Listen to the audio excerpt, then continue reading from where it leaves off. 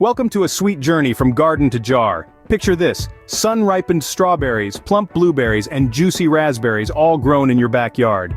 Now imagine turning these fruits into delicious homemade jams and jellies. Sounds delightful, doesn't it? Harvesting at the right time is crucial. Look for vibrant colors, a sweet aroma, and a slight give when squeezed. Once you've gathered your fruits, it's time for the magic to happen. Preserving is an art, a delicate balance of fruit, sugar, and heat. Too little sugar and your jam won't set. Too much heat, and you might end up with a burnt taste. But get it right, and you'll create jars of sunshine ready to spread on your morning toast or stir into your yogurt. Crafting homemade jams and jellies from homegrown produce is a labor of love. It's about capturing the essence of summer and bottling it up for colder months. So, why not give it a try? Unleash your inner food artisan and discover the joy of preserving today. #homemade jams, #homegrown, produce #preserving skills, #YouTube shorts.